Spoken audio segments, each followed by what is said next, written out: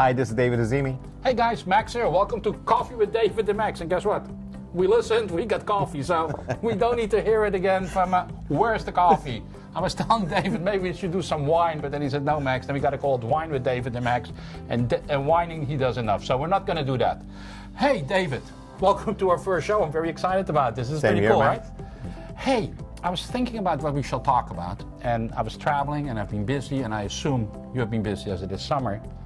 And I just keep being asked by everybody that I run in contact with, and it doesn't matter if they're buying or if they're selling, it's always the same question that I get, and I was wondering how you feel about it. Are we in a bubble? You know that famous word, the bubble, that we had back then, and people say, is it going to explode? The bubble, the tech bubble, the real estate bubble. And I don't know. You know, I go Sacramento, I go down to San Jose, you're in the San Joaquin County area, you're here in Hayward, you're running around in San Francisco. Do you have the same question? Do you feel people get a little scared maybe? Yeah, that is actually a question that everybody asks nowadays. Are we in a bubble? When is this bubble going to stop, or are we going through a correction? Max, what I feel is that, back in 2006, when we were in that bubble, you might recall that bubble, right? What a day that was, right? It was crazy. I think the clientele is totally different now. In the past, in 2006, and I want to go back to that bubble because that bubble was a big bubble, to where people lost their homes simply because they were buying homes without having the proper down payment or having the proper loans. Nowadays, everything, the people that I'm dealing with and you're dealing with, they're putting hundreds and hundreds of $1,000s down and getting the correct loans. Yeah, the down payments are enormous these days. I mean, even, and I think a lot have to do with our home prices. We're at a $1 million home, people going with 20%, it's $200,000. Exactly. In my life, that is a lot of money. So yeah, you're right. There's a lot more skin in the game, I guess. Because we remember 2006. We had Joe the Schmo, the landscaper, buying 3-4 properties at the time and had no money. Did it with $1,500 that he borrowed from his grandmother. So that is a little bit different. But do you think this is sustainable, though? Do you think that these home prices can keep going up as we have no inventory and these interest rates? You and I, we saw that the other day again. Right. They're creeping up. Do you think it just is going to keep going and going? I think it's going to have a little correction, but I don't think it's going to be a major correction because once again, you kind of brought it up to light about down payment and thousands of dollars they're putting down. They're getting the right loans. People have a lot of skin to on this time around versus last loans was all NAGAM loans.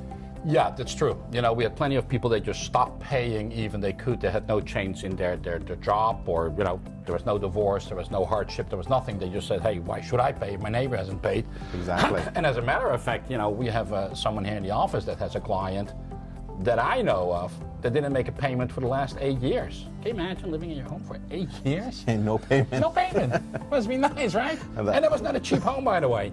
No payment. Sorry, but that's true. I think it's different this time. But what I also think is different is that we're still cheap. We're relatively here in the East Bay.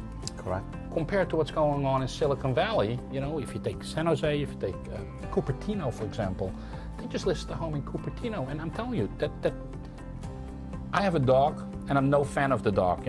I inherited him, but I got the dog. I wouldn't let him live there. Okay? And they're asking you $2.8 million, and then you got to say, please, thank you. Is that the same property that I'm thinking about? The one that was just recently on the news, right? 897 square feet home in Palo Alto, priced at $2.3 million. But that's what I mean. And we don't see that yet here. No. I mean, we're still getting excited about, big homes, 4,000 or 5,000 square feet homes for $1.8 million, $1.9 million. So if you look at value, comparing to them, we're still cheap. We are. So maybe it isn't going to stop. Maybe there is no bubble. And when I talk to, some people that really know it, the economists, they don't see any problem in this market. Inventories are very, very tight.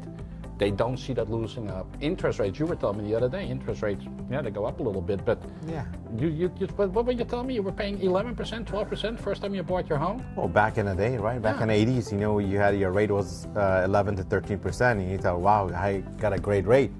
Yeah, so figure that out. You're at 14% and you got to pay $1 million loan, comparing to 5% maybe today. Yeah, and well, 5% is way high. I mean, it's a lot lower than that. Yeah, no, I'm over exaggerating at Right. 5%. Most people are at 4.5. But if you do have that payment, you know, you may be at $4,000 or $5,000 a month, which, with all the respect, is a lot of money. But at 14%, it's a bargain. It's a bargain. Correct. So maybe it's not going anywhere. No, it's not going anywhere. But you know what?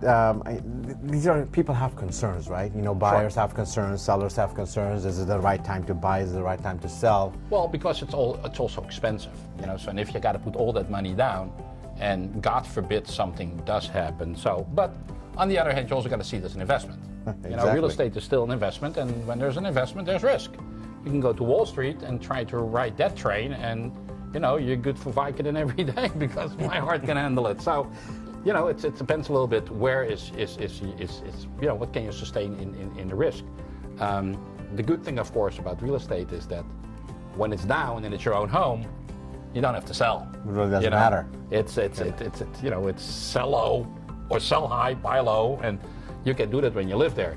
It's more the investors, but I don't see the investors being scared about anything. No, absolutely not. You know, you just mentioned that and it's your own home. Yeah. I remember when my house appraised back in 2004 for a little over 1.6. And That was the Hayward home? That was Hayward home, right? And the market crashed and the property went down, and my property appraised for $800,000. I didn't panic because you know what? It was a home that I'm going to stay in and grow my kids. Right. So It we didn't stayed. it didn't matter It to didn't you. really matter. But the good thing is that the value's back up. So if you're buying a home today and let's say the market does make another correction and it goes down in value, don't panic. It's this is the nature of this business. But having real estate in Silicon Valley or Bay Area, it's an opportunity that not a lot of people have. Well, you know what? I have been in California about 23 years, I think, and I owned myself in California 6 homes, you know, one after the other as my life changed through marriage and divorce and, you know, moving on. I've been very blessed. I have never, ever had to lose money on a home just because my timing was always there that, you know, we sell it high.